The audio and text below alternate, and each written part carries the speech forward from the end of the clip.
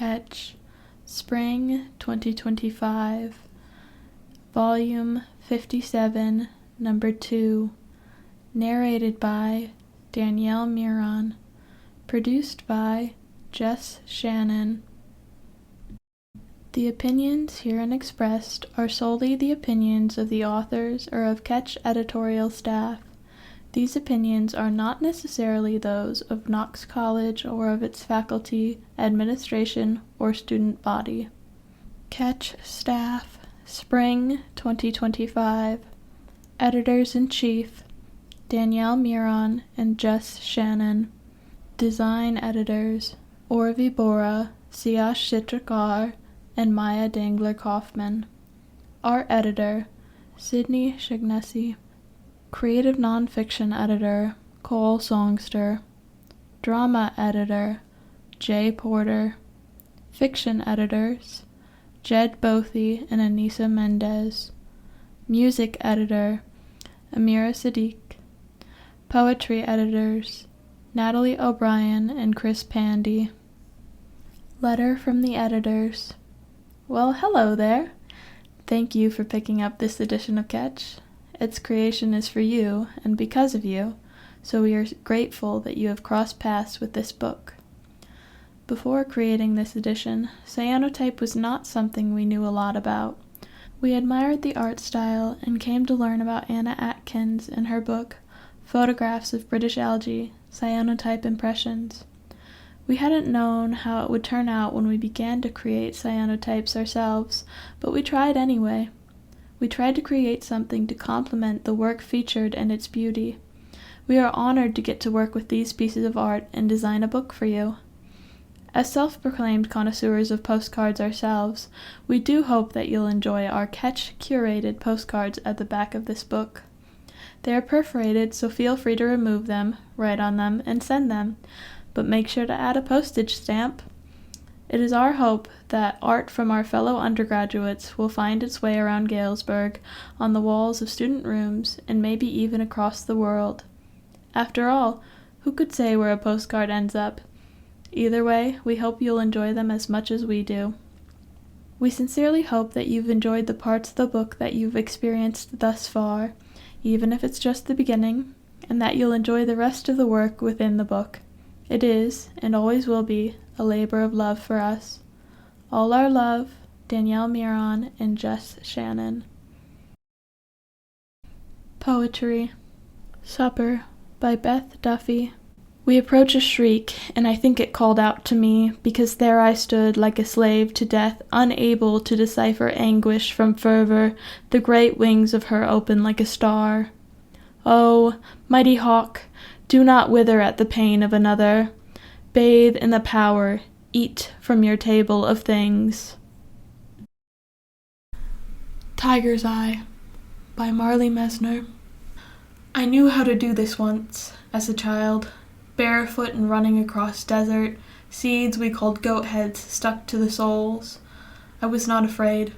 I wanted the whole thing. Now I want the color from the light, the moment from the time. I hold you, wetting you in your shirt balled with the sweat in my hand, tears in the tiger's eye star I wear for protection pressing hard between us. It's easy to forget that it's always there, the tiger's eye gold, whether I'm wearing it or not, feeling the ionized air but saying, I think the weatherman was wrong, we won't get any rain. You tell me it's raining, and I fear I know nothing about love. I want to take off my shoes and walk into the street, feel the wet pavement and grass. I want not the movement from the time, or the night from the tiring, but the sagebrush, its sharpness and dust. My feet cold and muddied, shivering tracks on your floor. It makes me weep to feel the history of you. For David Vonarovich, by Finn Mullen.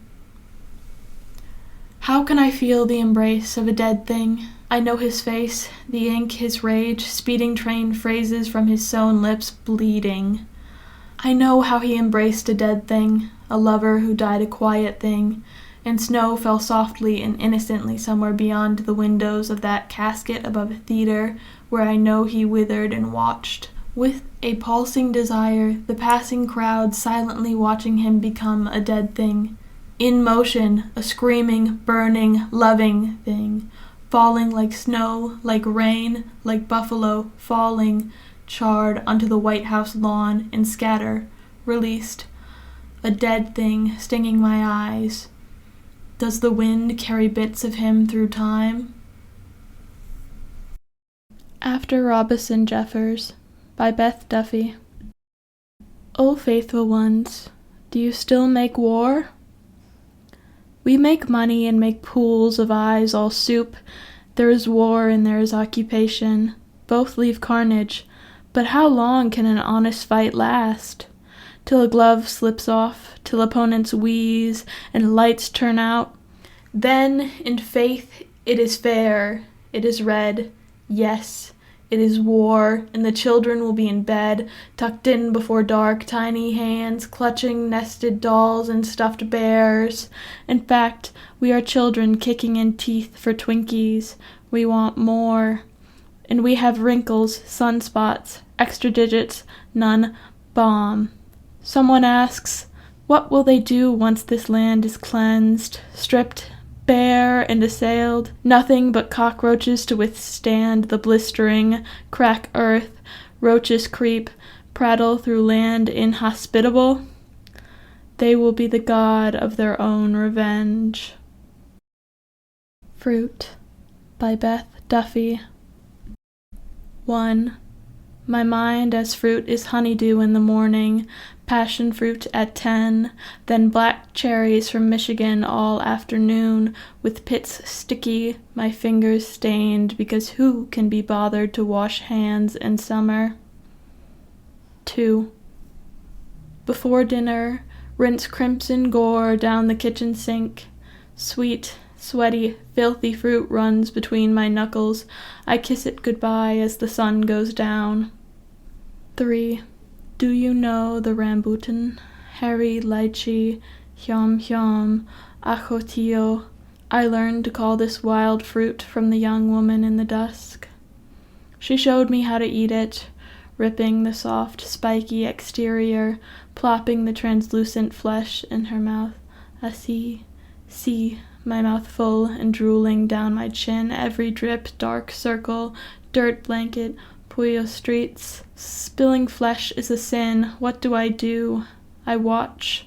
She spits the fat pit into her palm with the other hand, pinches, holding the heart between both of our eyes. I walked back to where I was staying with a grocery bag full and returned to the house with carcasses. Pardon. My cheeks red and wild like the fiery fruit I devoured because I did it all without thinking once of you. 4. It is night. My mind is a rambutan. My mind delicious storm. My mind ripe with mess. Untamed fruit. My mind. Landings by Guy McEntarffer. I didn't want to jump off, but you insisted. Don't be a pussy. It's a story tall and you'll be fine. It was 7th grade and we were all elbows. I was all elbows and fear and you were all elbows and bluffing, and we thought we were the funniest people on earth. Everything was hilarious to you. You couldn't stop yourself from wanting to laugh, and I just wanted to be able to watch you jump. I told you I was beating your ass if I got hurt. I jumped and landed and my feet hurt and I was fine. You've always been better at jumping. You'll throw yourself at anything. You threw yourself at girls, got them pregnant, threw yourself at drugs, got lost, almost threw yourself once more. I'm no good at jumping. I can only think about how much my feet'll hurt when I land. We were older and dumber, and you told me about what you did yesterday. I was gonna jump, but I thought it was too low. I want to die, not end up in a fucking wheelchair. When you told me, we laughed our asses off. I knew that I was supposed to feel sick or worried or cry or tell you to stop, but it was too funny. When I sat in the counselor's office, the cold winter morning out the window, it was still funny. When I heard they took you to the hospital, it was still funny. When I told your girlfriend where you went during lunch, she didn't laugh, and that's how I knew she didn't really know you. You got out and told me stories about how you spent the days in there. You were a little rattled. None of those people were anything like you. Nothing in there was funny. I'm still no good at jumping. Creative nonfiction. Tom Hanks, I'm sorry I wished you were dead, by J. Porter. I really mean it. I'm ashamed that there was a good year and a half when I thought most of my problems would have been solved if you had died in 2020. The world was going crazy, and I was simply following suit. The pandemic really messed with everyone's heads, you would know. I mean, you were the first celebrity to publicly announce that you caught COVID. I remember the day we learned it got you. It broke my mother's heart. It broke America's heart. It was all the news outlets were talking about. Tom Hanks, America's favorite father figure, urges all to take COVID-19 seriously. And I respect the hustle, but if I'm being honest, I don't think it did that much. You see, I'm from Idaho, and around those parts, no one believed Corona was real. Back then, we would still call it Corona. It was a scary time to live in a rural state. I'm sure it was technically worse in LA, higher population density and whatnot, but at least the people around you acknowledged that COVID was dangerous. It felt like I was being gaslit every time I put on 2 masks and gloves to go to the store, only to find out that everyone was seemingly going about their everyday business, except for the fact that there was never any toilet paper in stock. So thank you for making such a brave call to action about COVID when you got it. But at the time, I thought it would have been more impactful if you died. Here's the truth, Tom, and it's the fucked up truth, but the truth nonetheless. Your public plea didn't do shit. Many of my conservative neighbors didn't take COVID seriously until someone close to their hearts died from it. And Tom, you live in the hearts of all Americans. You could have been America's wake-up call if only you croaked. Someone had to be the sacrificial lamb in order for the message to actually be delivered, and as much as I would have chosen any other man in the industry, Mel Gibson, Bill Cosby, Chevy Chase, you name it, the universe chose you. Compared to them, you're an angel, but it got you first. Tom, let me reiterate, I like you. I'm a fan. I watched Forrest Gump once. I heard Saving Private Ryan was pretty good, if not a little self-indulgent in his patriotism. I looked up what movies you'd been in to write this letter, and learned you played like 6 characters in The Polar Express, and that's sick. Truly, no beef between us, absolutely nothing personal. I just urge you to think about how the current state of the world would be different if you died in 2020. No need to be humble. Your death would have made some significant structural impacts, especially in my state. Think about it. Your sacrifice would have saved tens of Idahoans. We've got a real small population, Tom. If you died, every previously unmasked Trumper would have donned protection in honor of your sacrifice. They loved you in big, Tom. And if they knew it killed you, they would have known it was truly as bad as Fauci said.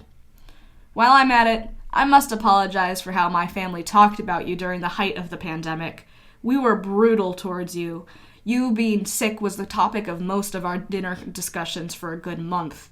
We celebrated when we heard you caught COVID. Finally, we said, we won't feel terrified to go outside anymore, we cheered. We'll all be on the same team again.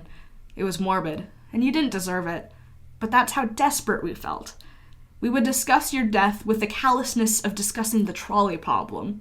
We didn't talk about you like you were a person. To us, you were a symbol. You represented the potential of radical change in a world that needed it.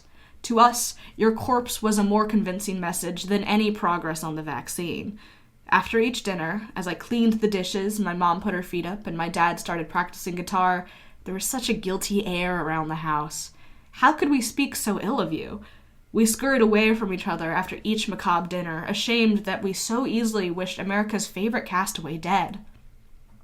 You have to believe me. I feel absolutely awful for insinuating that your death would have been for the best.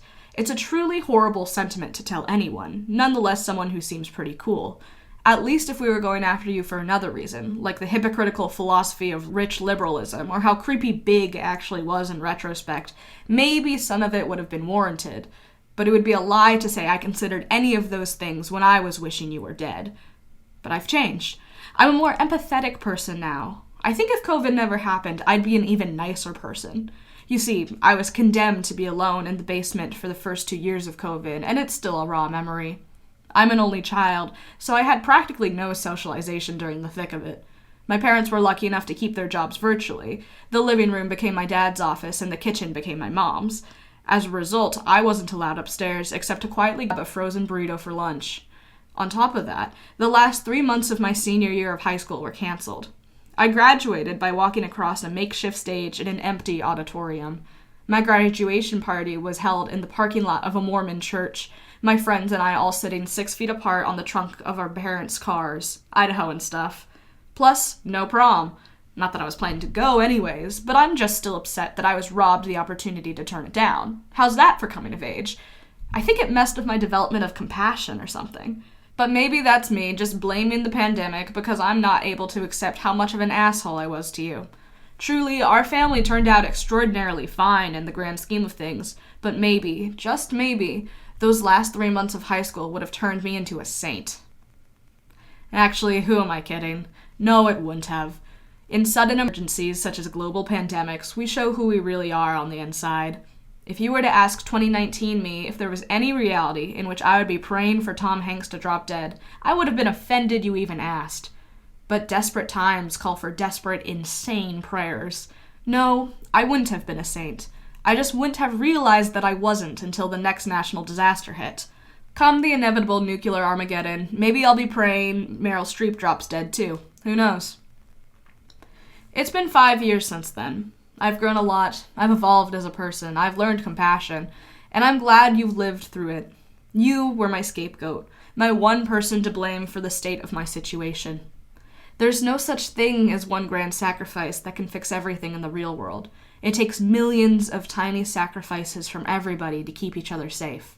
It takes 70-hour work weeks from scientists we'll never know the names of.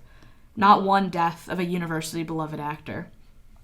I see now that there was no reason I should have expected your hypothetical death to have an actual, tangible effect on COVID's toll in rural America. I understand that now, and I apologize. Here's the horrible thing, though. The correct way to end this letter is by admitting fault, proving that I have changed and wishing you well. This should be a letter celebrating the end of a traumatizing worldwide disaster and congratulating you on getting through it. The worst part, though, is that I'm writing these words and I just can't convince myself that they're true. I can't convince myself that I was going insane in 2020 for thinking your death would have saved so many lives. It would have. That's what's fucked up. I can keep pretending that I'm over it and that I've moved on, but deep down, I can't get rid of this nagging belief that my life would be better today if you had died. I know that's horrible. I guess I should have led this letter with, Tom Hanks, I'm sorry I still wish you were dead. I thought I was over it. I really did. But it took me writing 1,400 words to process that I do believe in one true sacrifice. I mean, I grew up in Mormon country, after all. We were taught every Sunday about the significance of one man's sacrifice. It's in my veins. I think I'm going to stop digging myself into a bigger hole than I've already made. Tom, I truly think you're a swell guy. I'm glad you exist. I'm glad Toy Story exists. I just wish you stopped existing 5 years ago. Fuck. Okay, I'm done. I hope you live 1 billion long happy years now that you're here and made it through. But just think about it, okay? Your friend, J. Porter. Sharon S. Grimsley by Marli Messner. The only story I know about Sherry is how she died. I cannot find an obituary for her. As far as I can tell, one was never published. My mom says she died at 46. The only records of her I can find say she was 47. She died after a botched surgery meant to fix her thyroid cancer. The surgeon scraped the wall of her carotid artery too thin, and in a coughing fit the night after she was discharged from the hospital, the artery burst and bled through her tracheostomy. My mother, after her dad called in a panic, drove in the middle of the night. She pulled up to an empty house, front door wide open, lights all on. She recounts the sprays of blood on the walls, smeared handprints trailing from the bedroom to the bathroom to the kitchen where the blood ended in a pool by the phone. I knew that part of the story before I knew her name. The cancer, the surgery, the bloody end, which is never the end. Until I called to ask, my mother never told me that she was the one who cleaned the house, called the family and friends, gave Sherry's eulogy, dressed the corpse, buried her. I imagine my mother at my age, wiping blood off the kitchen floor, following her mom's path through the house on hands and knees. I imagine looking at the rag in my hands, saturated with my mother's blood. What do I do with it? her blood tracing the lines of my hands, heart line, fate line, too much blood for the rag to hold on to. I imagined steadying myself against the wall, as she did, and leaving my handprint in her blood, wiping it clean again. My mother already had 2 daughters when her mom died, my sisters. She always said their births were easy. Then I was almost born in the car on the way to the hospital. The trouble came after I'd already arrived. My mother wouldn't stop bleeding. She's not one for numbers, really, but according to True Rescue, losing 40% of your blood, about 2 liters for most adults, is certainly fatal without immediate aggressive action. I know it was a close call. The doctors warned her she couldn't have any more kids without extreme risk of fatality. She went on to have 2 sons. Sometimes we survive anyway. The thing that gets me about my birth is that they wanted me so bad. Over the phone, my mom told me, "Your dad and I called you our love child. We were just so ooey-gooey in love and couldn't wait to have a baby together." My parents have been divorced for most of my life, and it touches me to imagine them in love to the point of having a baby on purpose. I remember my young father better than my young mother. He listened to music all the time. Lots of Frank Zappa, and Primus, and Bob Dylan, and Bob Marli. He wore mismatched shoes and made wine in the downstairs coat closet. It smelled softly like yeast and fruit for years and years. My mom characterizes moving in with him by the little dance parties he and my older sisters would have together. I've seen pictures, maybe even a home video or 2. They had no furniture but a rug and a table. My memory of Mom is fuzzier. I think she was still dyeing her hair blonde. She had her mom's and grandma's recipes on note cards. There's another part of Sherry's story that my mom had never told me. My mom visited her in the hospital after the thyroid surgery, and she couldn't use her voice.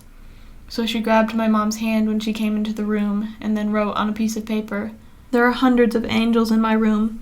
I can see them here with me." I wanted to press about Sherry's spiritual life, what she believed was true, what she kept from her years in the church, and what she left behind when she was excommunicated. But then I realized my mom doesn't know what Sherry thought. When I was a child, my mother had a friend we called Angel Allison. I remember little about her except that she was thin and blonde. She came over sometimes to have these sessions with my mother. At this time, we were living in an old farmhouse on 101st Street. It had lots of windows and big French doors into the living room. 2 dogs, a goat for a while, pigs for another little while, a sour cherry tree, and a rhubarb in the back. I remember watching one session in the kitchen. These women held each other's hands while my mom closed her eyes, eyelids twitching like she was dreaming, and she described a maze she found herself in. They talked about spirit guides, extraplanar beings charged with people and places. I told my mother once that I could feel them in the house. I listed some names, none of which I remember, except one which my mother told me was a bad spirit I shouldn't talk to anymore. Her name was Jade. I would point to the corners of the house where I said these beings were. The names, shapes, and feelings just occurred to me without trying too much. Like unfocusing your eyes, like knowing there's light by its reflection on the water. There was one high corner on the ceiling I hated to look at, always feeling something dark and sinister there. It felt like shame. My mother reinvented herself at this time, started calling herself Ariel, got rid of most of her clothes, jewelry, and trinkets, things of her mother's. Glamorous old clothes from her grandmother. Once when I was very small, maybe 4, I found a sealed bag of clothes I had never seen at the bottom of one of my mother's drawers. She said they were her mother's and that they smelled like her. Even then, I doubted it. But I don't know. Now I think I'd rather believe her. My mother's word is all I have of Sherry, of any of the women before me. I think again of the angels, the urgency of writing, and the massive scale of divinity as Sherry saw it. I wonder if my mother kept that paper, with the note, if the hospital found it and threw it out. Sherry's handwriting is indistinguishable from my mother's, so I imagine her handwriting. Her sharp, graceful, semi-cursive, tracing the word angels. I try to imagine hundreds of angels, gleaming with light, crammed into a hospital room. I can't even picture it. I can't even picture a dozen of them. Maybe hundreds of tiny little angels, like beetles, crowded around the hospital bed. The Call of Athena by M.J. Dillon. For as long as I can remember, I have felt a presence over my shoulder, whispering in my ear to carry on the stories of those before me and those I have created. She has given me strength when I needed it most. She has many names and many faces, the divine power of femininity whose presence every woman knows in some way. A sisterhood that binds us together, forgoing borders and cultures.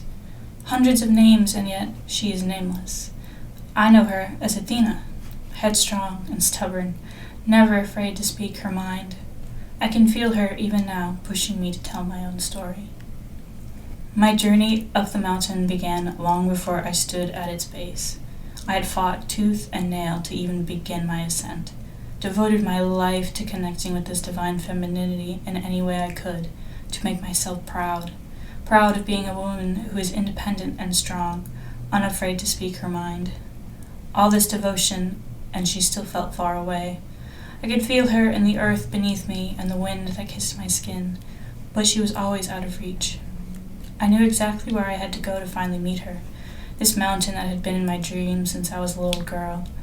Somehow, I could just feel that she would be there, waiting for me. And so I worked. For 9 years, I worked so that I could make the pilgrimage, babysitting even though I detest children. I ruined my hands dishwashing for a cooking school that catered to white suburban moms who drank too much white wine. 9 years to climb the mountain. For days after my arrival, the Acropolis loomed over me in anticipation. I could feel its call, luring me home. The day finally arrived when we would climb the Odos ton Panathinaikon to stand before the Parthenon. I barely slept the night prior. I was so excited, like a child the night before a field trip or on Christmas Eve. I had brought with me to Greece a white linen dress that I had planned to wear just for the occasion. I tripped on it more than once, I admit. My friends playfully scolded me for choosing to wear it as we rested at the Odon Herodes Atticus, the Roman theater halfway up the mountain. But each one complimented my hair, braided in the style of the caryatids, and asked me to do their own. I was already out of breath, but desperate to keep going. A deep anxiety sparked in my chest as we stood under the shade of the trees. What if it's not all I had dreamed of? What if she isn't there? What if? All I could hear was the sound of my heart pounding behind my ribcage and Athena's call. It took all my self-restraint not to push people out of the way and sprint towards her voice. 9 years I waited for this, and she was right there. We crested the hill and entered the grand gateway of the Propylaea. I stood before the west facade of the Parthenon, and it was covered in scaffolding. My heart sank a little, but I wasn't deterred. After all, I am marked with the east facade, the birth of Athena. And even under the modern eyesore of scaffolding, it was still a sight to behold. The Parthenon had become a symbol for me, a monument of my heritage, my passion for history and physical form, and a symbol of strength, because even after all this time, she stood strong after more than 2,000 years.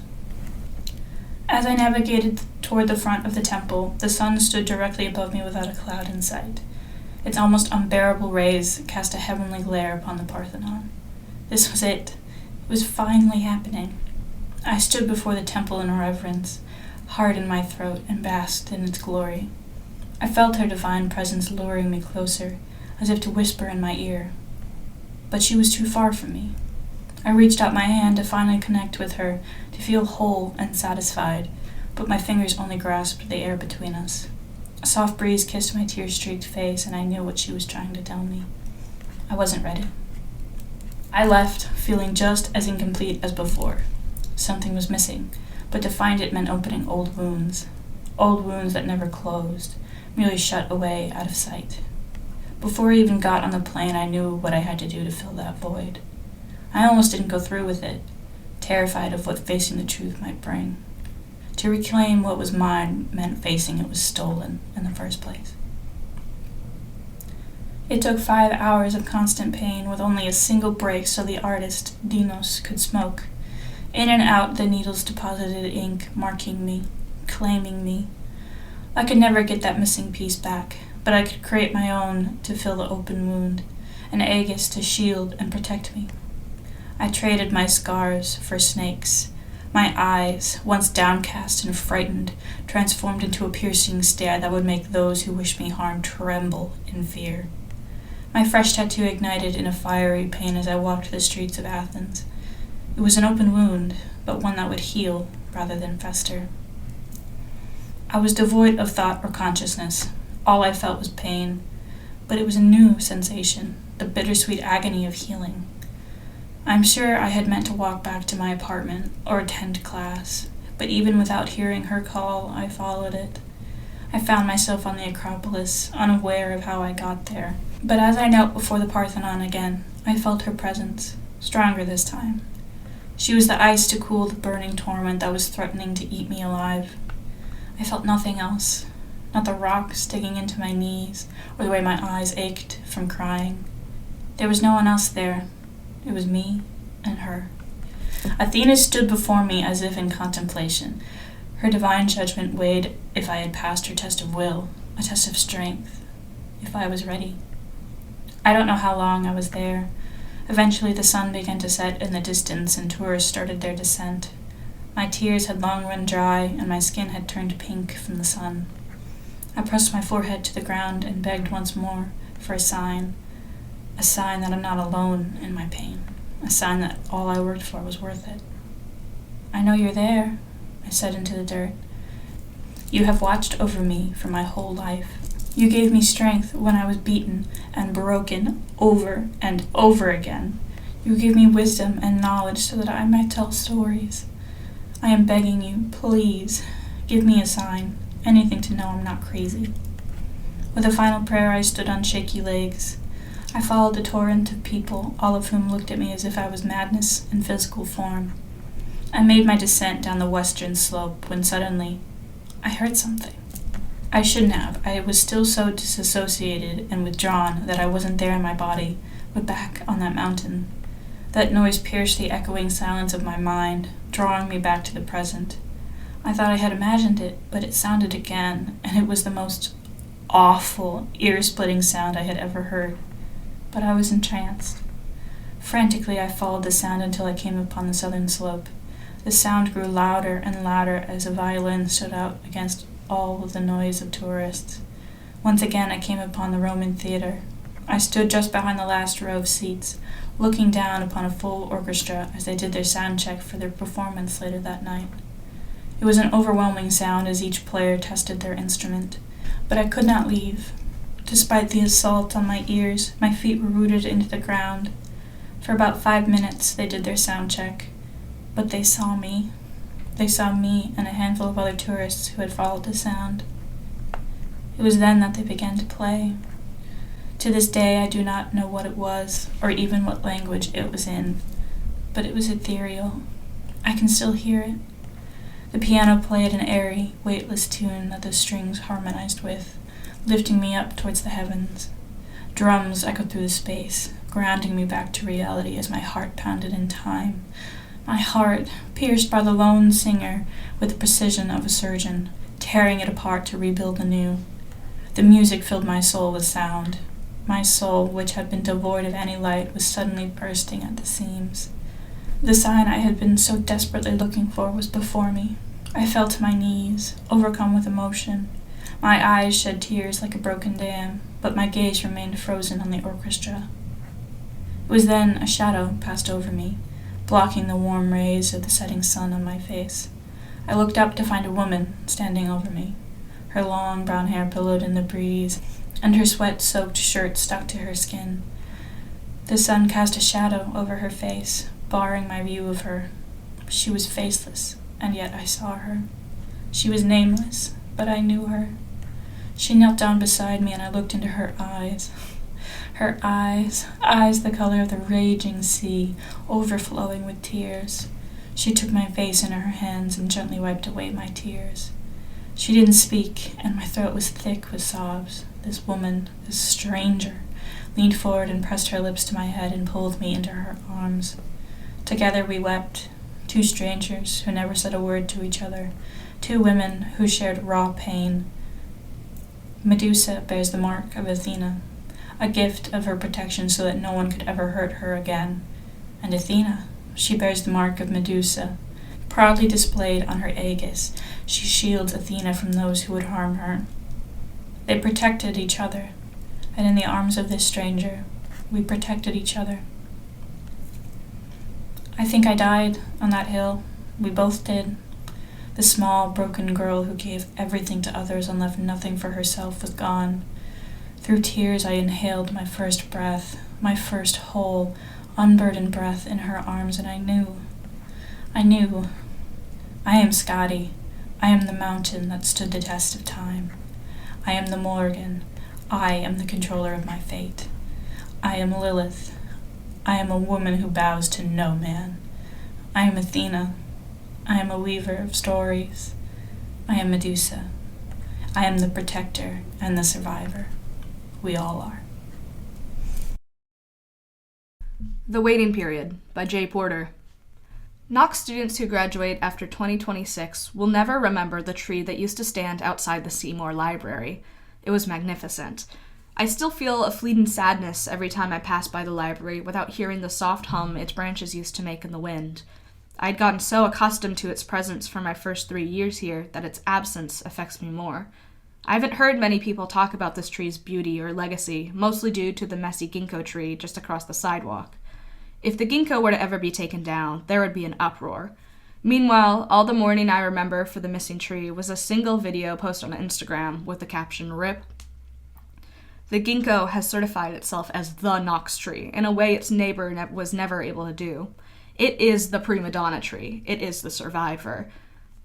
I even know alumni with ginkgo leaf tattoos, as if the ginkgo's presence alone is a summation of their education here. The other tree, however, was much more subtle with what it provided to the campus. It was also much more plain. Every Midwestern state in the U.S. has one of these trees, making it synonymous with American mundanity. If you weren't here to witness this specific tree with your own eyes, to feel its rough trunk under your palm, you could still put together a very accurate picture of what it used to be. I could describe the quaint sound the wind made as it rustled through its branches, like natural wooden wind chimes. I could describe the bark's color, how it was lighter than most trees of its type, how it lost its leaves early in the year, which makes me think it was sick, just like the tree outside the jazz house, or the one that used to be outside the cafeteria. I could outline exactly where it stood in chalk, and draw around the area where its shade used to hit, and you would be able to picture it almost correctly. But your lived experience with those trees will never exactly match mine, so we are ultimately at a disconnect. The best we can do is agree that your version of the tree and my version are slightly different, but not understand how it's different, and leave it at that. I suppose even if I were to tell you about the tree in a way that made you picture it exactly as I remember, it would still be wrong. The only thing less reliable than second-hand account is first-hand memory. It's a strange feeling knowing that so few people remember such essential yet mundane things that I consider so important to my time here. I remember talking to my friend Cole about it, about how empty the entrance to the library looks now, about what has been lost, even in a tiny, stupid way. Cole is a year younger than me, and naturally they don't know about some of the equally tiny memories that end up slipping through the cracks as the senior class graduates. They ask me what specifically I'm referencing. I tell them about virtual classes, the Knox Able-led BLM protests, and about how tense the theater department was. They seem confused by that last statement. I occupy a strange space in the Knox Theater. Everyone older than me hated the faculty, and everyone younger than me, including Cole's year, adores them. I talk about how much studio theater was limited by the faculty at the time, about the hoarding of resources and the bouts of random anger directed towards less experienced people in the department, about the professor-sanctioned cliques and subsequent alienation, about Marty. Cole blinks, turns to me, and asks, "Who's Marty?" This is the waiting period. Unlike virtually any other large-scale institution, all 4 years universities and colleges have to do for controversy to disappear is wait for the class that it affected to graduate. It's surprising how little carries on after diplomas have been handed out. A 4-year maximum for the time any school has to actively address their mistakes. And you may argue that that is incorrect. Now that the internet is a large part of people's lives, there will always be a way to record wrongdoings from universities and faculties. I thought that too, until I looked up Marty's name, and the only trace I could find of him laid at the bottom of a 2018 virtual theater pamphlet for the Glass Menagerie. Assistant Technical Director.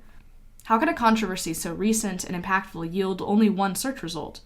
I asked others in the current department and made the horrifying realization that of now, only 2 students on campus, including myself, have even heard about Marty's recent time working here.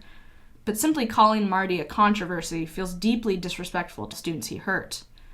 I remember hearing of the situation vaguely as a freshman. My winter term was completely virtual. I was taking an intro to directing class with a group of die-hard theater kids I would come to know well in the next couple of years. At the time, they were just a few floating heads on a screen. I remember sitting on my bed with my cat on my lap on the day we covered the role that a director had in taking care and protecting their actors. The class was strangely silent after the lecture, when a kid I would become quite close with only after they graduated spoke up. But what about the Title IX case? I don't remember much about the heated 45-minute conversation that took place after that remark that left both the professor and most of the class fuming, but I remember the hushed confusion. Both sides knew they shouldn't be talking about what happened. Everyone spoke in riddles, as if everyone would be fired or expelled if they let even a little bit of information go. What happened was a mistake, and it got handled effectively. Don't we have protocol so that this could have been avoided beforehand? The person in question is not around anymore, so you don't have to worry about it. Whatever occurred wounded those in the class. I could see it through the grainy, lagging pixels. Whatever happened was very, very recent. I only know the full story because my friend was a part of the theater department when Marty still worked here. He was fired the spring before I arrived on campus as a freshman, the spring I committed to Knox. He graduated a few years earlier and came back as an assistant since he was on good terms with the theater department. And he was a problem.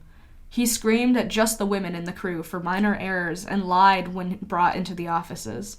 He actively noted how useless women technicians were. Seniors warned freshmen to be careful in the green room, to always avoid being alone with him. He touched the actresses. He followed a student home. Many of the students complained about him to the theater professors, but nothing happened until someone submitted a Title IX case against him for sexual harassment and stalking, and he was let go. But his legacy weighed on the students he hurt long after he was gone. I haven't heard if he raped anybody. I remember my friend telling me during my first time in the gizmo as she took a bite of her breakfast burrito. But I wouldn't be surprised if he did. When I talked to underclassmen in the theater department, they were always surprised to hear that the graduates older than me didn't trust the faculty. They're always really helpful, a junior says, and the fact that the students didn't like them makes me sad, but we like them. A sophomore adds, I think they just don't understand how much they do for the department. It seems that immediately after the decision to fire Marty, all traces of his abuse vanished. The lessons of the faculty's failures and compliance have not been retained. Overall, I agree with the underclassmen I've spoken to. I think the theater professors are underappreciated. I've seen how hard they work for the department. I like the theater professors more than many of the upperclassmen I knew did, but I would be lying if I said I didn't think about Marty every time I enter any of their offices. I've had a hard time wrapping my head around the fact that I am older than most of the people I pass here. I've been at Knox longer than they have. I know more about the hidden histories of this place than they do. As a freshman, I took joy in knowing that everyone I interacted with was older than me. It felt as if everybody had carved out their own place in this world, and I was soon to follow. They all knew how to navigate campus, which routes are slightly shorter when you're running late, what classes to take, which professors to avoid, what to buy at cornucopia. Now I view myself not as a source of knowledge, but as a reminder of what happened in my time here that Knox desperately wants to forget. The time pride flags were uprooted outside the quads and stomped on. The school's fight with Abel before they completely fizzled out. The teak party. If you were there, you know. When I graduate, all these cautionary tales will graduate too. This is the waiting period. Each year, unresolved events involving assault are openly talked about and fought against a little less, forgotten by the underclassmen. Warnings of abuse are not passed down to the incoming class because graduating victims want to move on with their lives. A new atrocity becomes huge, pushing old atrocities into shadows. Students wonder how something so horrible could happen without realizing that it was stopped. That this is not an outlying event, but in fact part of the silent status quo. that this is just the newest chapter in Knox's book that is willingly being rewritten all of the time. Students protest and fight to make their voices heard. They promise themselves to never let anything like this happen again, and all I can do is sigh. I'm so tired of seeing the same things happen again and again and again. Those affected by Sigma Chi, Marli, the wildly racist coaches, are all intentionally ignored by the waiting period. Everything that is happening on campus is bound to become a fast-fading memory of the most recent incoming class. Dire news becomes irrelevant as soon as it happens. This system ensures that a cultural memory is impossible to establish. All it takes is 4 years. I remember comparing alumni with my high school friends during the summer of 2020 over a Zoom call. We unanimously voted Knox as having the least interesting list. Our list includes the guy who invented timeshares, responsible for tricking countless financially insecure people into getting stuck in a cycle of debt. Also featured on the front page is an undercover Soviet spy who worked against the protection of the US people during the Cold War. My friend gets excited, as one of the alumni has a name that sounds like her favorite author's name. We laugh about how that's the most interesting one. Just a bunch of corrupt senators and irrelevant old white guys, she jokes. In our investigations into her school, we find notable alumni such as Jeffrey Wright and David Foster Wallace. The Prince of Monaco went to her school. The guy who made boxed water went to her school. Our computer screens keep freezing as we cackle. A siren sounds in the distance, and we do not flinch. You should know who Ariana Smith is, but you don't. She has been phased out of relevance despite her story being only a decade old. On August 9th, 2014, an unarmed black teenager named Michael Brown was shot 6 times and killed in Ferguson, Missouri. His corpse lay in the streets, bleeding and battered, for 4.5 hours before being moved. The FBI's investigation concluded that there had been no wrongdoing involved with this death. Protests broke out across the country. Ariana Smith, number 13, a junior playing for the Knox women's basketball team, was horrified after hearing the results from the report. 5 days after a grand jury decided not to indict the cop who shot Brown, the women's basketball team was scheduled to play in Clayton against Fontbonne, just a 15-minute drive from the city Michael Brown's body laid for hours. The gymnasium was empty. No one from Knox had bothered to make the journey to watch their team, and only a few dedicated Fontbonne students sat scattered around the court. Despite the small audience, Ariana couldn't ignore the gymnasium's proximity to such a recent tragedy. She had decided she needed to do something before even arriving at the away games campus. As the announcer instructed all to rise for the national anthem over the fuzzy loudspeakers, she felt her heart rate surge. She breathed deeply, knowing that she had far more power than anyone expected of her. When the music started, she didn't touch her heart. She instead calmly walked to the center of the court with her arms up, the iconic "don't shoot" pose. Then, on the last line of the song, she fell to the floor and lay there. Despite her teammates' confusion, despite the crowd's jeering, despite her coaches yelling at her to give up. She lay there for 4.5 minutes, then stood up and exited the gym. She was the first BLM athlete protester ever. Knox's own Ariana Smith was the first athlete to protest police brutality at a game. Before the Rams, before the Lakers, before Kaepernick, 21-year-old Ariana Smith made a statement. And Knox suspended her from any future athletic activities. The mess afterwards isn't well documented. Of course it isn't. Documentation leads to retained memory. Besides a few small news outlets, including the Knox student, the story wasn't picked up. Ariana was contacted for a couple of interviews about the incident. As she describes it, after the game, her coach called her in and asked her if she thought her disruption was purposeful, offering her a way out of the punishment if she denied her intentions. To her, an indescribable insult. After the news broke past the school and to the local, then national news outlets, Knox took back her suspension and welcomed her back on the team. She made it clear that the press was the only reason the coaches welcomed her back. She made it clear that she would not be taking their offer and returning to the team. All that remains of her on campus is Professor Kelly Shaw's insistence to keep telling her story. But what will happen when she retires? Will anyone, anywhere at Knox, still recognize her name in 5 years? All that the school publicly acknowledges about her in her 2014 to 2015 women's basketball roster is what Knox deems the most important aspects of who she is. Her height, her position, her stats, her number, her basketball portraits throughout the years, freshman, sophomore, junior. She does not have a senior portrait pictured. As far as Knox is concerned, she was a perfectly fine player who quit before her senior year and inexplicably never returned. She is not listed on any of the school's notable alumni.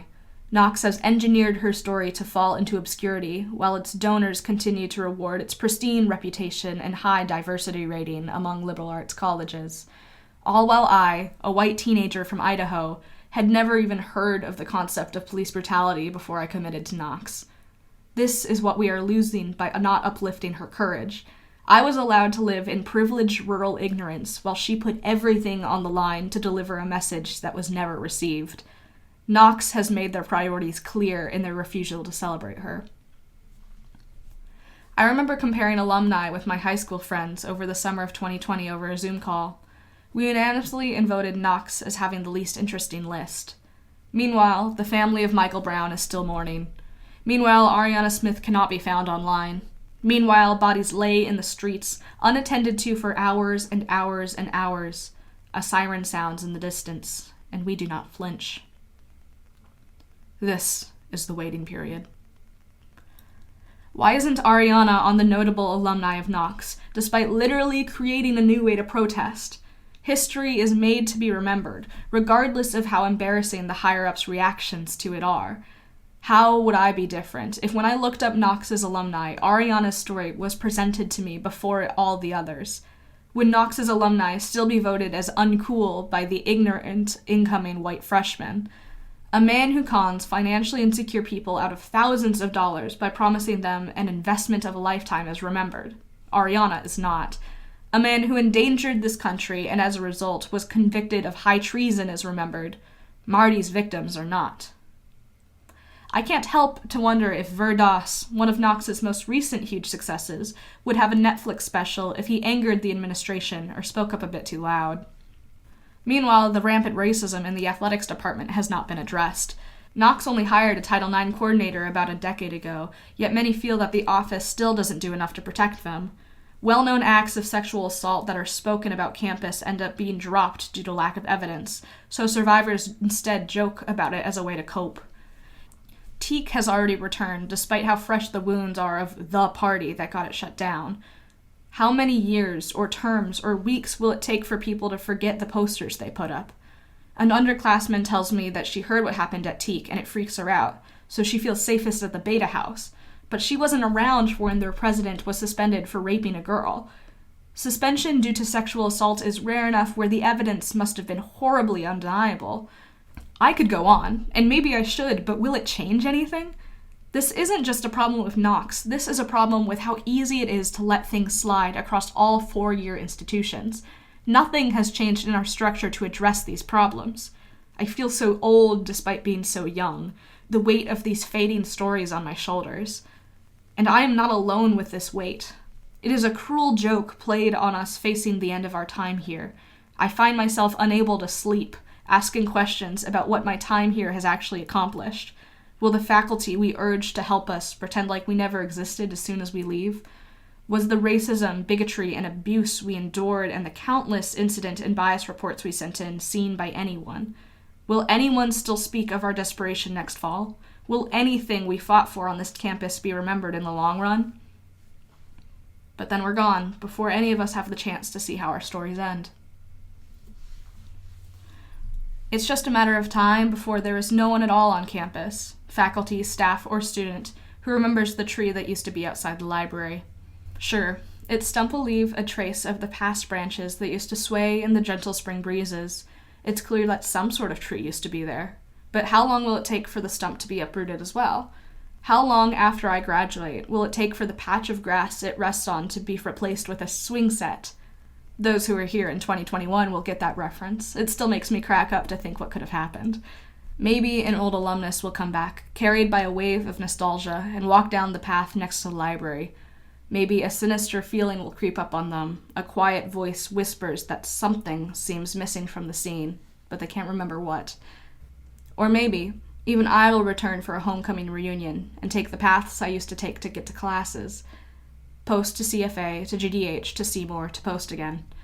Maybe I will return to the spot where the tree once stood with only a vague, foggy memory of what once was. I may even reach my hand up to where it once stood and visualize it looming above me. I may even be able to convince myself that I can feel the shade and hear the hum of the rattling leaves, but never again will I be able to feel the texture of its bark against my skin. Art. To view the art pieces, start on page 53 of the physical edition or visit this edition's webpage. Drama. Due to the nature of the form and the constraints of our equipment, we are unable to include any of the dramatic works within this edition of the Catch audiobook. Please make sure to turn to page 69 in the physical copy of the book to read the following pieces. +4 by Anissa Mendez, Haman and Antigone by Jonas Dodge, and Heart by Nathan Hill. Music. Now playing Carolina by Mei Zuch.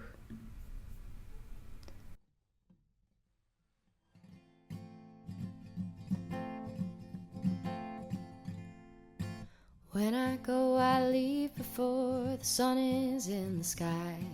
That Illinois horizon looking hazy. Champagne in the blue of morning when it's time to ride. And the highway sounds like Carolina calling me. Southbound out of Indiana, moving since this day began. I've tried to knock a minute off my journey. Fire in the east, I'm driving south and sunward till I find my lover in the sunrise who's been waiting there for me. Green Midwestern farmland into southern foothills grow as I cross that old Kentucky state line. Bridge o'er the Ohio, and from there I'm gonna go to those Appalachian mountains looking so fine. Knoxville in the afternoon, I'm sick of what I'm listening to and trying to knock a minute off my journey. As the peaks grow higher and higher, I know I will never tire till I find my lover who's been waiting there for me. Mountains that remember the seven sisters' birth, mountains that sing songs beyond my memory. 400 million years and I am flying round a curve. Highway 40, carry me away from Tennessee. An hour out from Carolina, passing on the left, I'm trying to take a couple minutes off my journey. Appalachian treetops glowing, when I get to where I'm going, I will find my lover who's been waiting there for me. As the leaves start to fall, I will come when you call. Made the Carolina skies and I'm buzzing. And I'm round one last bend, streets I know up ahead, and the hours fly away like they're nothing. Now I'm in North Carolina, Charlotte city limits, trying to take a couple minutes off my journey. Streetlights all around me glowing, when I get to where I'm going, I will find my lover who's been waiting there for me.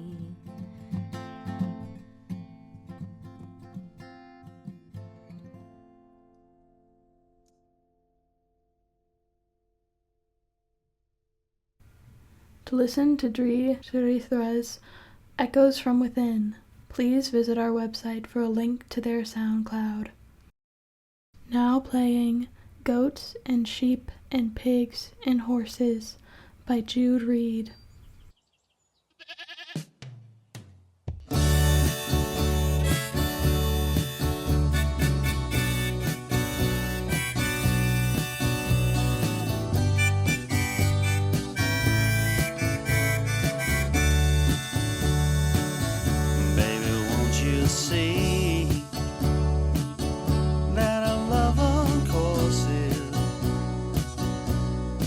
several sources.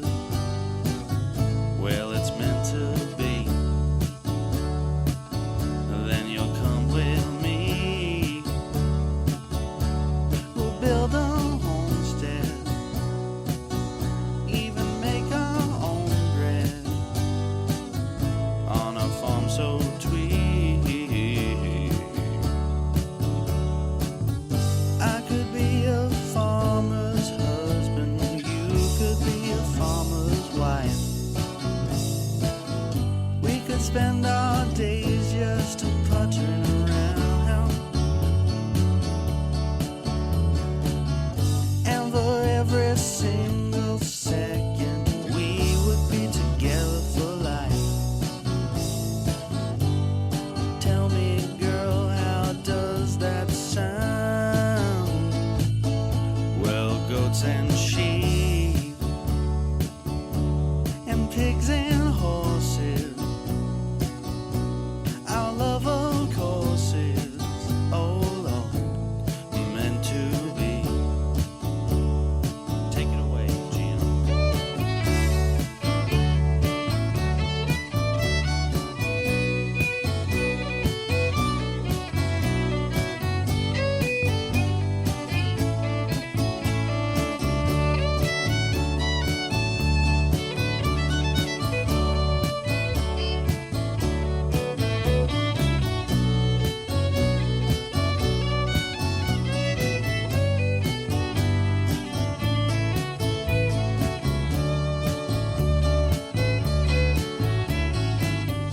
I could be a farmer's husband, you could be a farmer's wife.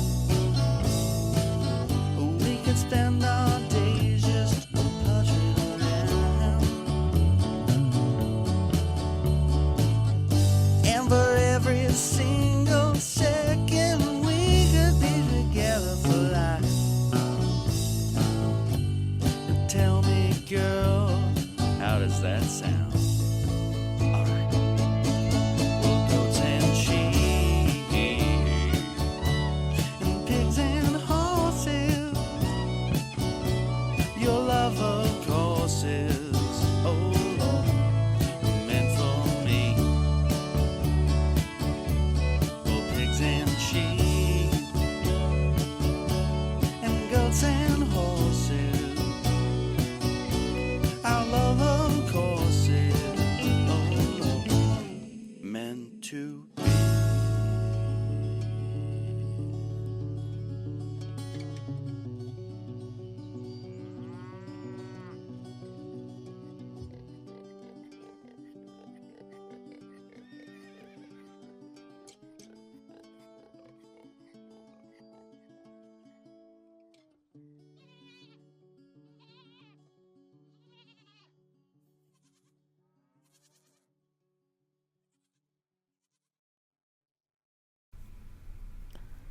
Now playing She's Alright by Jude Reed.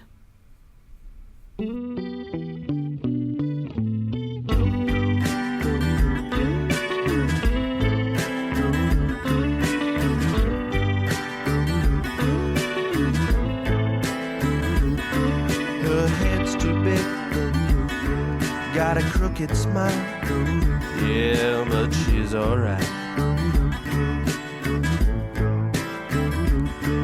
Got an extra chin, got an extra eye, yeah, but she's alright.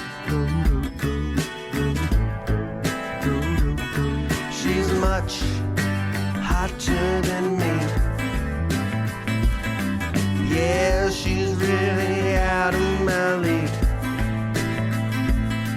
She's much hotter than me, yeah, she's way out of my league.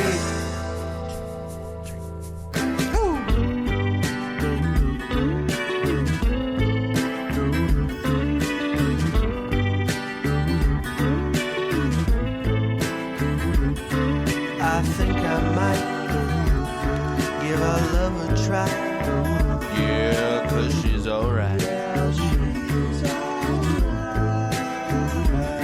We're gonna do it cool, yeah, we're gonna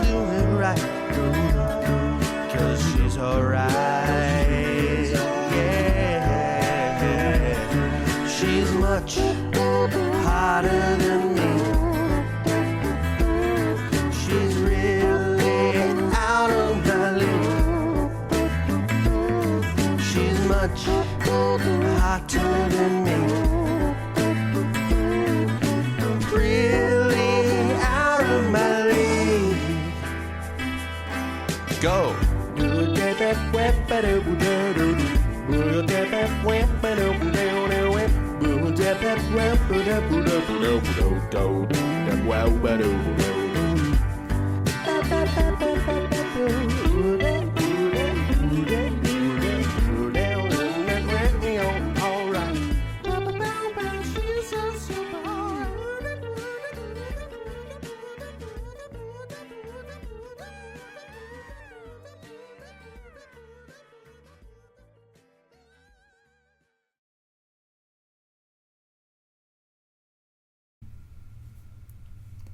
Sound design for 448 Psychosis by Cole Songster.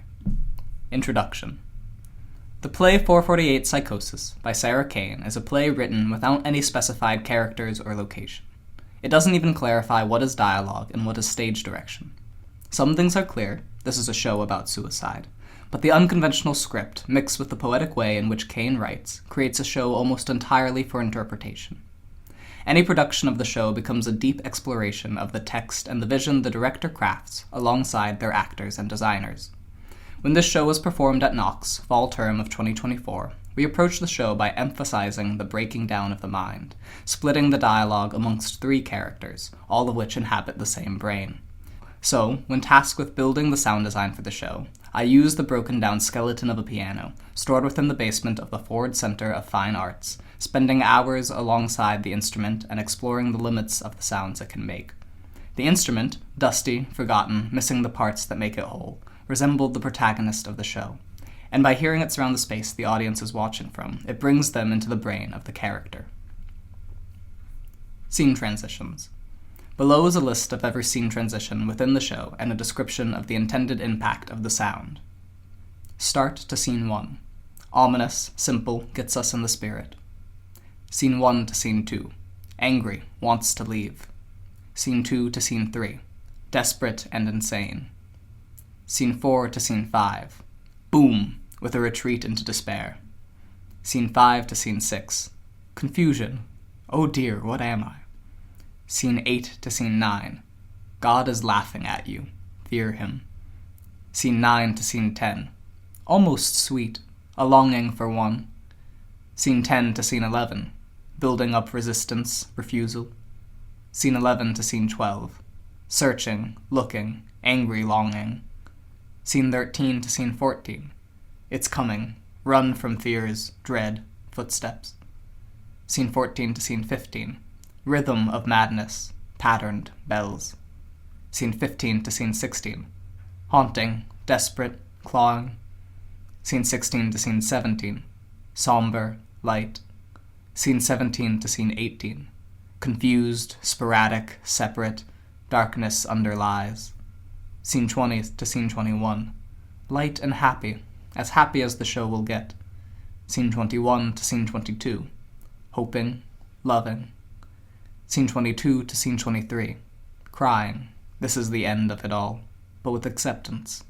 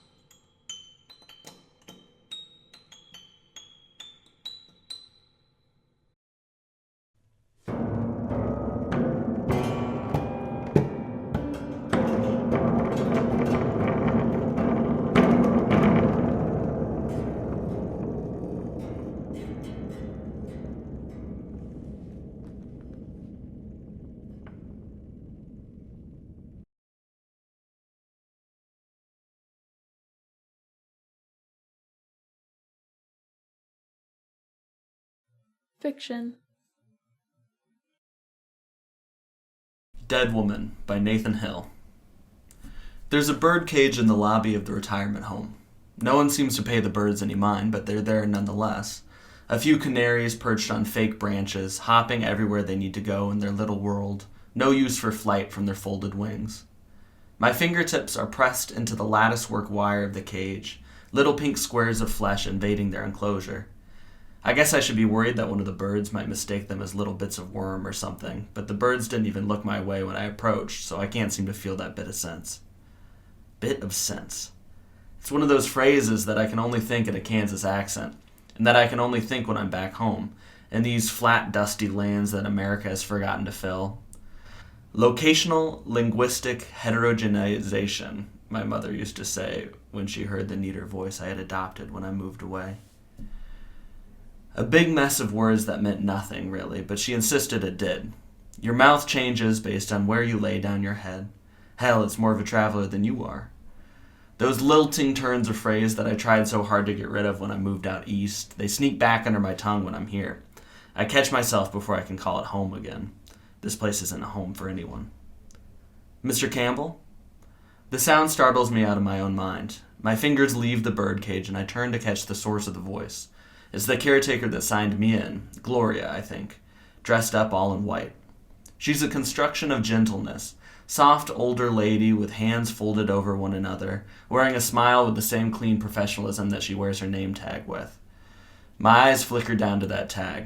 I was right, it's Gloria, all in white. She looks like a surgeon, or maybe a priest or something. She waits for my study to be done. Yes, I respond. Her smile widens a fraction, and it has to be the warmest calculation I've ever seen. She's all dressed and ready to see you, she says, if you'll just follow me. I do. She takes me back through hallways dressed up as a previous world. I guess it's to make the residents feel more comfortable. Like if they see decor they recognize from their earlier years, they'll be more satisfied here. But it just feels sad to me. There's an ice cream parlor right out of the 60s set into the wall like a shop front in a mall. All checkered tile floor and retro tables. No one's in there, but cheery music from the time period pipes in through tinny speakers hidden in the corner of the room. There's a jukebox in the corner. It isn't plugged in. My mother's door looms in front of us. Gloria waits patiently while I size up the handle. Thank you, I tell her. She nods, dismissed, and walks back down the hallway. I watch her go. Part of me thinks it's stupid she has to walk me to the room like I've never seen it before. I know this place better than I know my own apartment building. Another part of me wants to ask her to stay. She doesn't. I watch her white clothes disappear around the corner. The door is unlocked. Of course it is. It always is. The handle is smooth in its motion, cold under my hand, and it swings easily in to reveal the dim room inside. I step out of the cheerily fake hallway into the room. It looks more like a hotel room than anything else. One room with a cramped bathroom stuck to the side of it, a bed, a table barely large enough for the unused Scrabble board that rests on it, drab carpet, 2 chairs. There's one window in the whole place, and it's the only light source that's cutting through the gloom, turning floating specks of dust into falling stars. I'd given the staff pictures to hang up, of family and friends, but none of them are on the wall now. I'll have to ask where they are. It takes me a moment to locate my mother in the scene.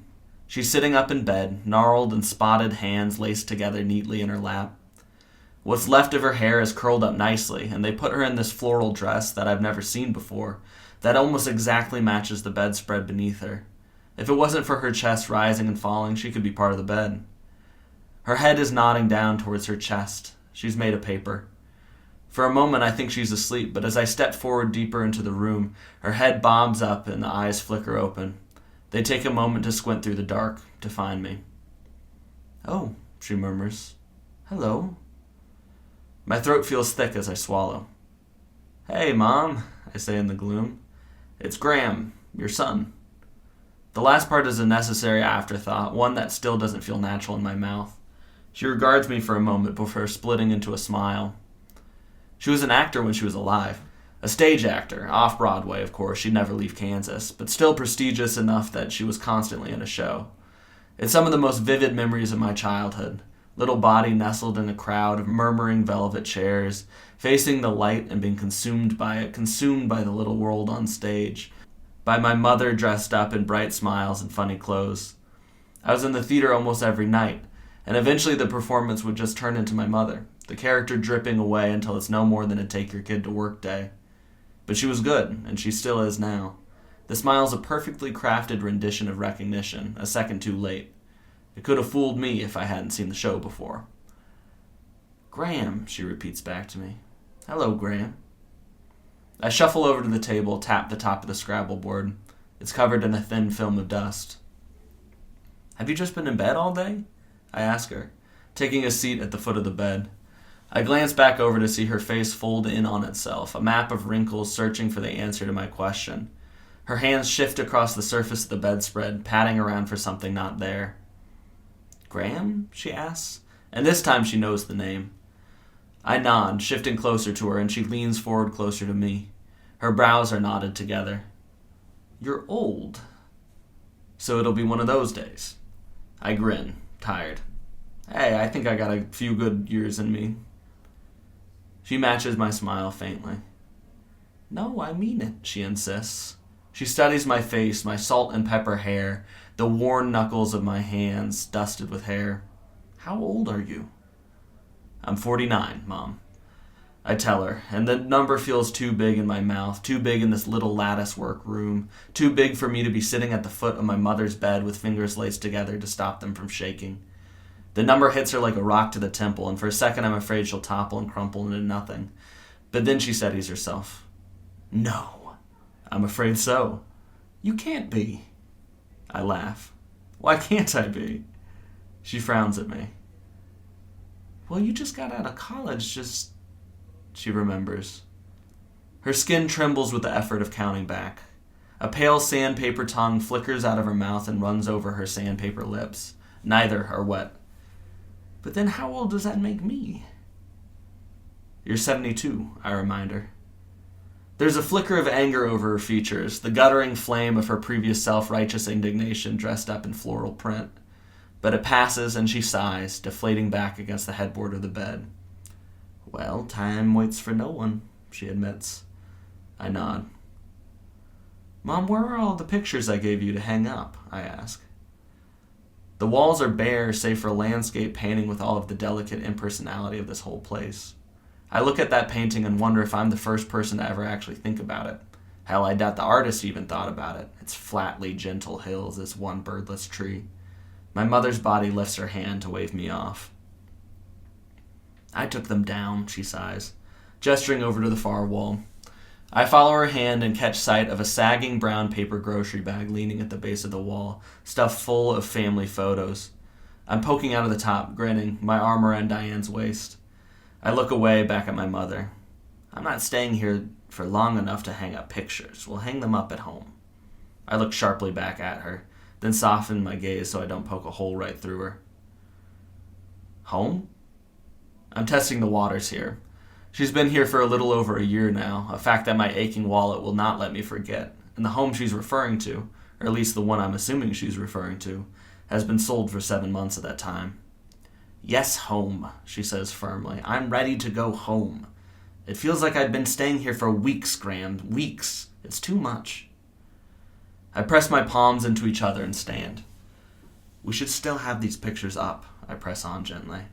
I cross the room in 2 footsteps and pry open the bag's mouth. I take myself out, and Diane follows along with the 2 little ones. Everyone is smiling, teeth glinting out of the photo's frame and biting into my heart. It takes me a second to find my tongue again. "This way you can see your grandkids every day." A laugh that's more air escaping lungs than anything snakes out of her. "I'm not old enough to have grandkids," she dismisses.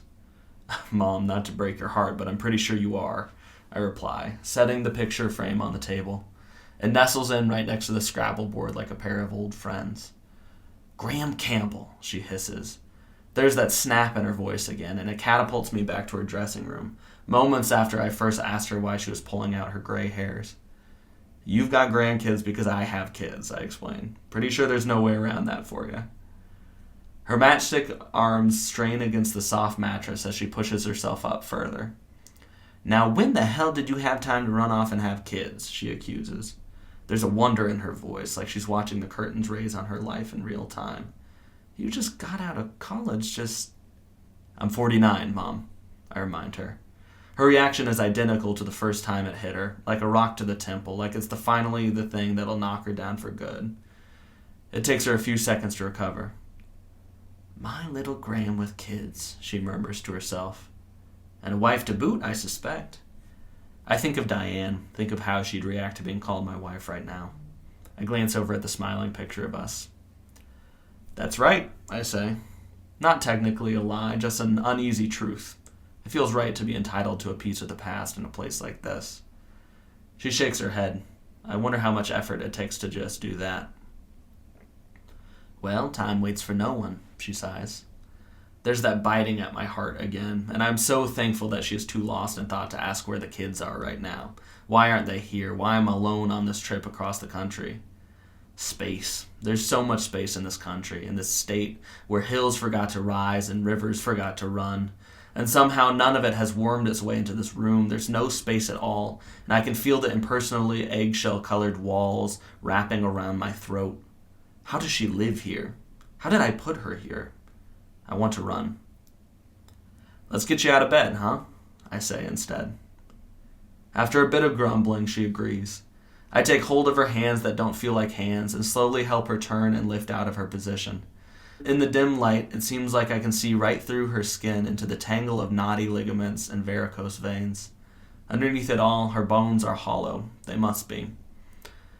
With a great heave of effort, she's up on her feet, wobbling back and forth. I keep holding her hands, waiting for her to steady, but the moment never comes. She keeps rocking back and forth, and it takes me a long time to realize she's dancing. You groovin', Mom? I chuckle. She chuckles right back, and now I'm dancing too, just little movements back and forth. We sway together to the tune of her whistling, warbling hum, notes shakily strung together into a melody. I try to catch on to the through line of her song, but it eludes me. I pretend she spins me around, despite the fact that she's a foot shorter than me, and I have to stoop over to get underneath her arm. She cries out, soft and happy, when I do that, so I do it again. This time the movement begins to teeter her over, so I have to abort the spin to catch her in time.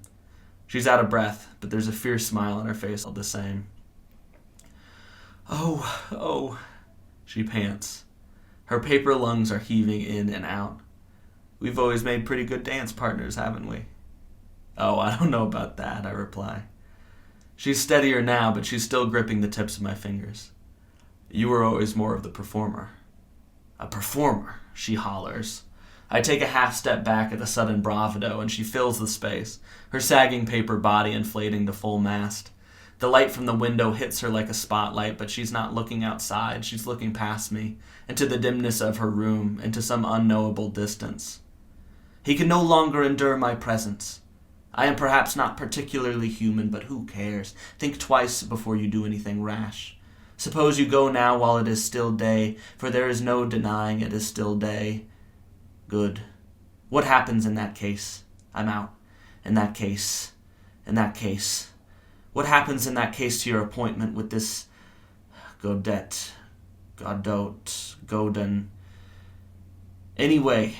Anyhow, you see who I mean, who has your future in his hands, at least your immediate future. The words flow out of her like the most natural thing in the world, and her hands move in phantom memory too, feebly attempting to light a pipe that is not there, that hasn't been there in decades. At the end of the monologue, she looks at me and her eyes are bright. Do you remember that one, that show? I do. It was one of her worst performances ever, but I was in the audience every night nonetheless. 10-year-old me with no other place to be but in those velvet seats, with all of the gravity of a seasoned theater critic turning up his nose at the show unfolding in front of me, the lights dancing off my face. It was too long, I remember thinking. I hadn't seen the point of it.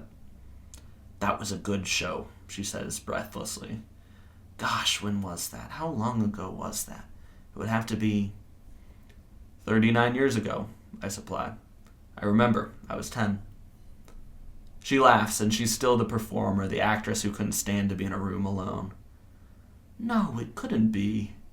The persona falters, and I see my new mother underneath, that hollow thing who I'm afraid to handle because she just might fall apart. Because that would make you 49, I repeat. A rock to the temple, again. I hold on tighter to her hands in case she staggers to the floor. Well, time waits for no one, she tells me, almost conspiratorially. She thinks, and she is back to looking into the gloomy corners of her room. It was a good show. And all of a sudden, I feel this awful sort of feeling well up inside of me.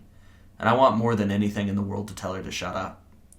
I want to spit those flinty words right through her paper heart. And I want to tell her the whole world of terrible things. That the only reason she thinks it's a good show is because she never had to watch it. That I'm jealous that she gets to forget. That I don't want to remember that she's locked up in this cramped room. That there's a reason I'm here alone. That at least when I'm here I'm not screaming at a woman I thought I knew. That my house is falling apart and the bank is breathing down my neck. And I'm afraid she'll take the kids when she goes. I'm afraid, Mom. I'm so fucking afraid of the whole world. That maybe you should have died before you started acting dead. And this awful feeling wells up all in a second. It's overwhelming, and it's from everywhere and nowhere all at once. Something wet is rolling down my cheek. She doesn't seem to notice. Hey, I say, and my voice is filigree. It's the most fragile thing in the world. And I thought she was fragile. Hey, Mom, do you want to stretch your legs? We could go outside, maybe, or just get out of this room. Hey, there's a bird cage out in the lobby. I saw it coming in. Have you seen it before? Maybe we should go look at the birds, Mom. Wouldn't that be nice? She doesn't respond. The actress is gone, and she's paper once again. She looks tired as she finally meets my eye. Graham, she says. She says it like it's the first thing she's ever said. Like it's the first thing anyone's ever said. You look old. I feel old, Mom. More tears. They're rolling down my face now, one after the other, hot enough to remind me that I'm here, in this room. No, I mean it, she insists. Her eyes flutter over me, but they still can't seem to see the tears. How old are you? A sigh. I open my mouth to answer another time. Dog-Maggot-Thing by Smith Henke. My dog, Rabbit. We got to shoot him. Discharged a bullet into his face. There was blood.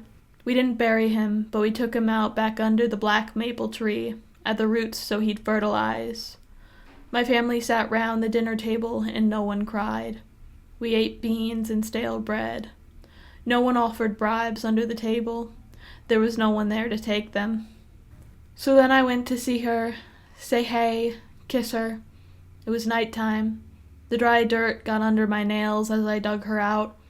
I found her body, but the maggots had set in, chewing and kissing and caressing her skin.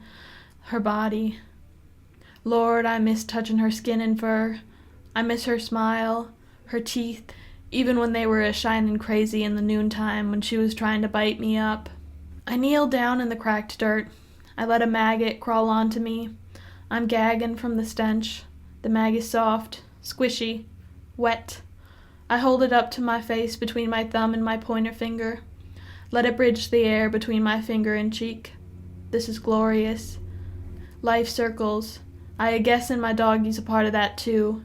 Is it blasphemy to say I'm wishing she wasn't? The Maggie makes first contact with my bottom eyelashes. I don't squirm until it gets to my eyeball, high-fives my pupil. It burrows inside over the course of hours. I'm lying on my back. I start to tear up, but only out of joy for this creature making home inside of me. The Lord will forgive me for letting myself die if it is to let another being live.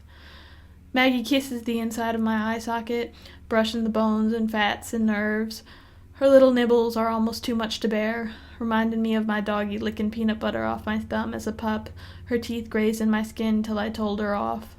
Hey, y'all dogs, I say, blind words through white-hot absolute feeling. I can't see, but I see my pup, her mother before her, lined up like angels around St. Peter. Swim at Your Own Risk by Hannah Tannas. Rachel visits me at the pool for the third day in a row and hasn't touched the water once. She's getting ice cream on her way in today, and I'm sitting on the lifeguard chair by the shallow end, swinging my feet, trying to figure out what to say when she comes over. We haven't talked about it since she called me that night. Shaky whispers into the phone about getting caught by a rip current in Lake Michigan, swept way too far out, how hard it was to swim parallel, and how long it took her to get to shore. how badly she was shivering when she finally made it out of the water. Her family got back from that trip, and her mom immediately pressed her into 2 weeks of volunteer service at the community art camp, so until 2 days ago, I hadn't seen Rachel since before she left for Michigan. And now she keeps visiting me at work, not even wearing a swimsuit, sitting at the picnic tables by the concession stand with me on my breaks, with her back to the pool. There aren't any currents here, I want to say. You can put your feet in. It's totally safe. The water won't hurt you. I'll make sure of it. But that's maybe a little too much. Rachel's licking a drip of ice cream off the side of her hand as she walks over to me, and I just know I'm blushing like an idiot. She catches me at it, the corner of her mouth lifting in a smirk. She looks me up and down, just once, enough for me to become incredibly aware of the red straps of my guard swimsuit digging into my shoulders and the bare skin of my thighs beneath my shorts. "Hey, Ciara," she says easily. "Hi," I say, turning back to the pool and scanning the water. I think about inviting Rachel to sit on the platform of the chair with me, but Nate will be coming in a couple minutes to take over the shallow end. Plus, my heart rate is already up and my hands are kind of shaky just from her standing near the chair. Yesterday she did actually sit on the platform, and I basically lost the ability to form complete sentences when she leaned against me. It's new, this whatever this is. I knew I was noticing her too much in the last few weeks of the school year, but Rachel didn't graciously/awkwardly let me down the way I'd always assumed a straight girl would if I were ever stupid enough to ask her out. No, instead Rachel started noticing me back. She's always been pretty tactile, but she started throwing her arm around me with intent, knocking our shoulders together, leaning into me when she laughed, trailing her fingers along my arm. A bunch of our friends came to the pool a couple times early in the summer, joking with me about forgetting us now that you're all grown up with a job, and Rachel kept catching my eye from across the pool and smiling. I half wanted to ask someone about it, the way Delaney and Maddie have recruited my help in trying to figure out if the boys they like are flirting with them, but I didn't want anyone to know about my crush. I never share that sort of thing. Most of the time, the swim team has no boundaries, but they do a pretty excellent job avoiding the fact that I'm gay. So I don't think I'm imagining the spark between us whenever Rachel looks at or touches me, but I have no frame of reference. This is not a thing that happens. Not to me, not in small-town Indiana. Girls don't flirt with each other seriously here.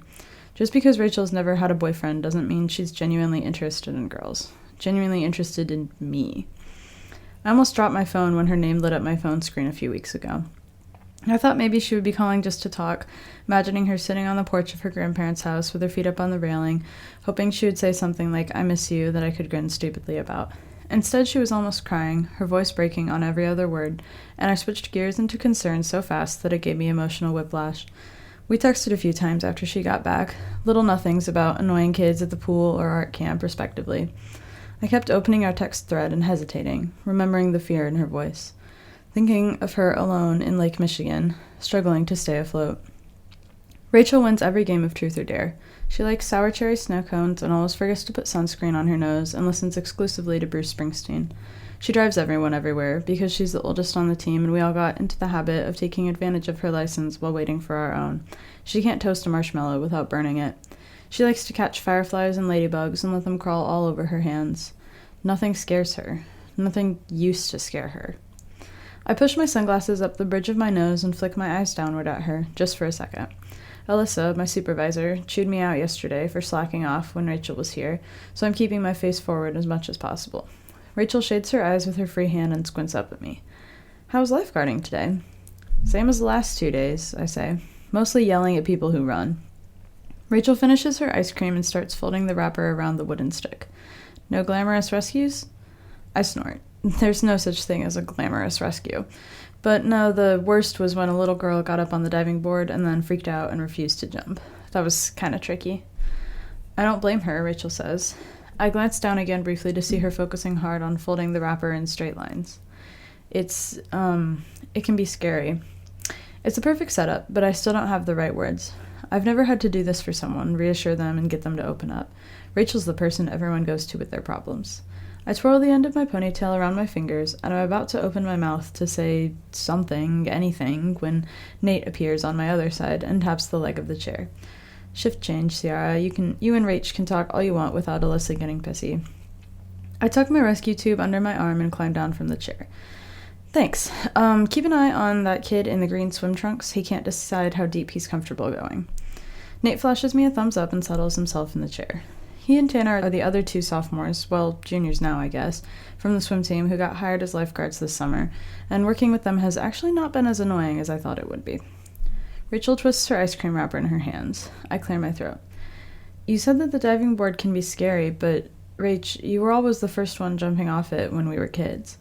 That was forever ago, she says, like she's 60 instead of 16. People change.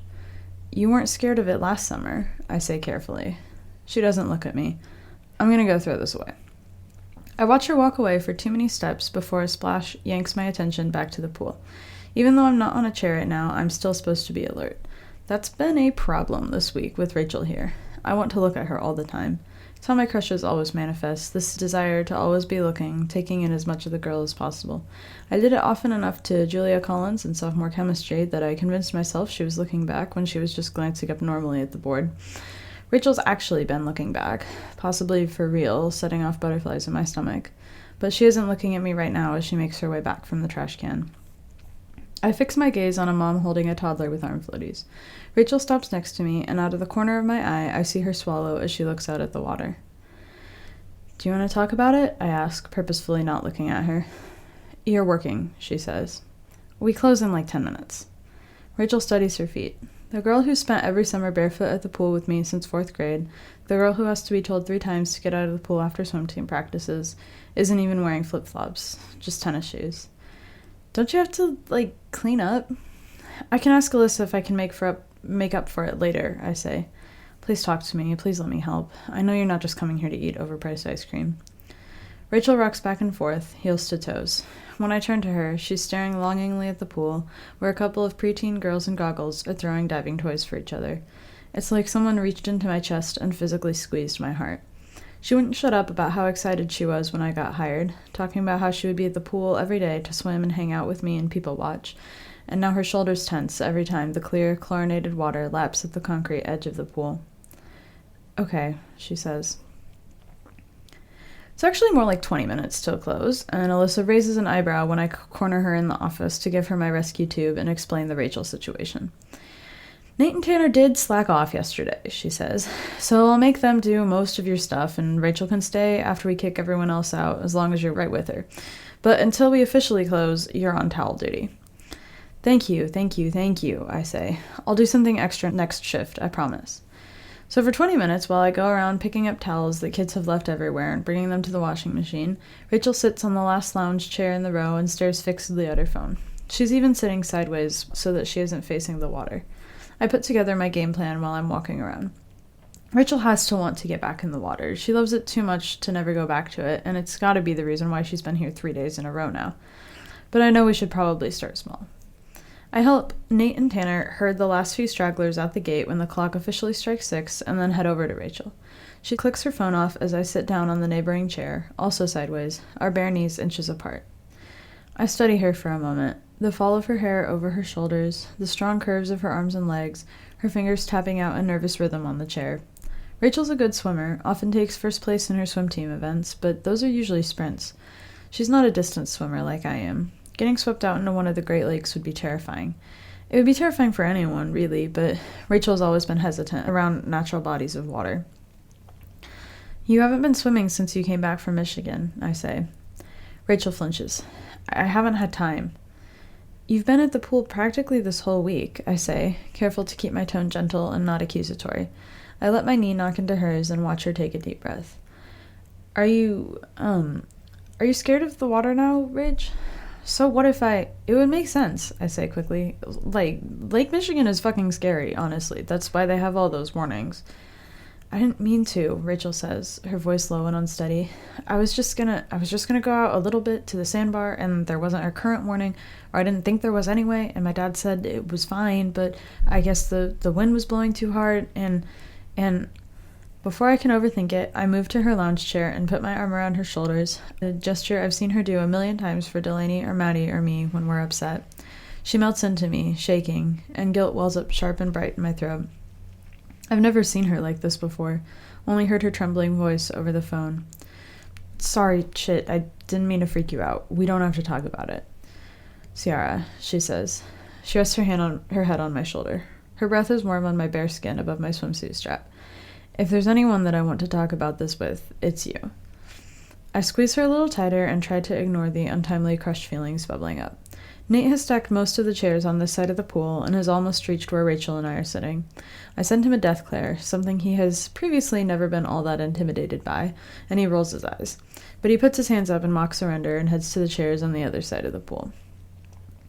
"You're my best friend," Rachel says, "and now you're a lifeguard, so, literally the best possible person for this."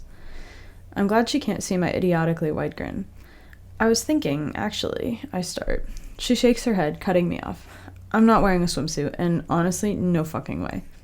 "No, hear me out, just for a little bit," I say. "Just put your feet in the water for 5 minutes. There isn't anyone else here to splash you, it'll be totally fine." I can feel it when her breathing gets shallower with the beginnings of panic. "I was scared to even get in the shower right after it happened," she whispers, the words a secret. She presses into my shoulder. I look up while I'm thinking of a response and catch Tanner's eye. He's standing between the diving boards, fishing a piece of trash out of the water. He raises his eyebrows when we make eye contact.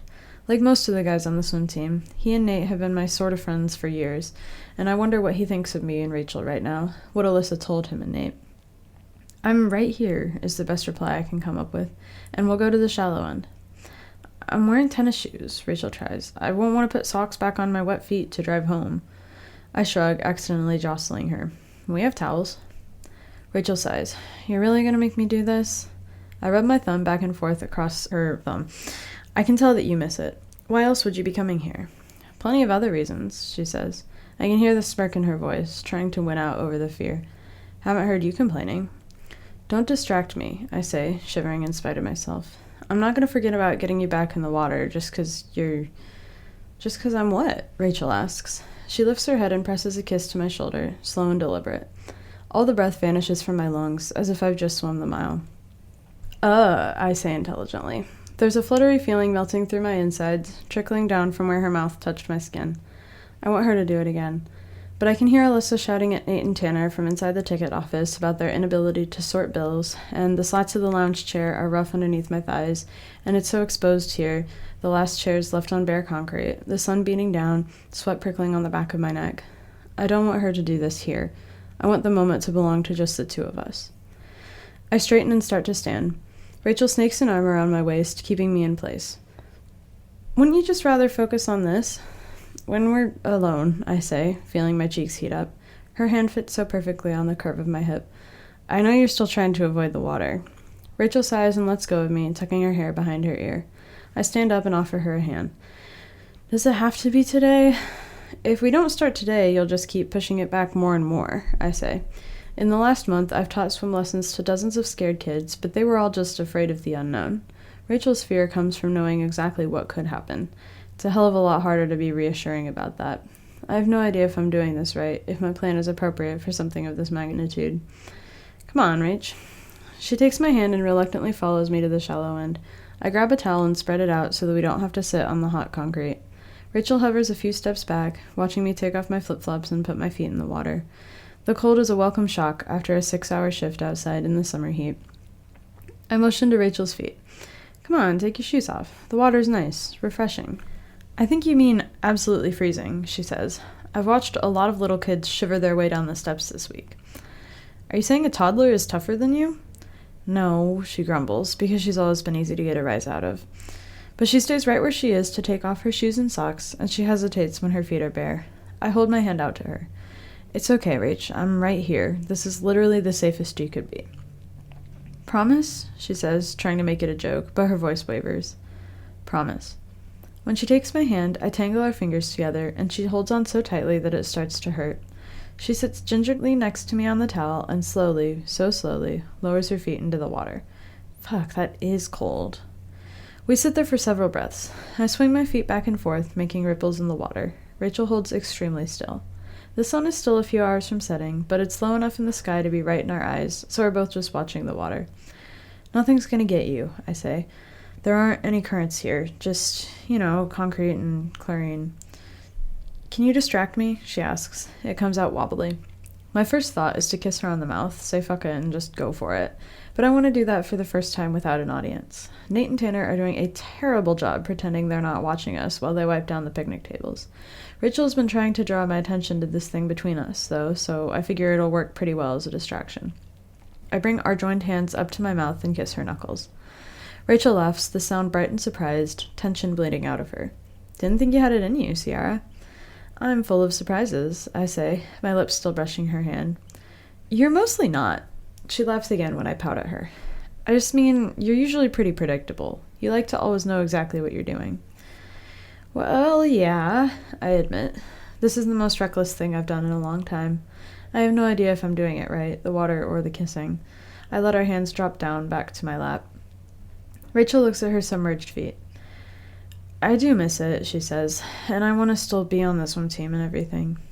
We'll get you there, I say. I'm good at plans, right? So here's a plan. I don't work tomorrow, so let's come to the pool together and get you into the water more. Rachel scoots closer to me so that our sides are pressed together and rests her head on my shoulder. As long as you do it with me, she says, her voice mostly steady but her grip on my hand tightening again. Duh. I tip my head to the side and let it rest on top of hers.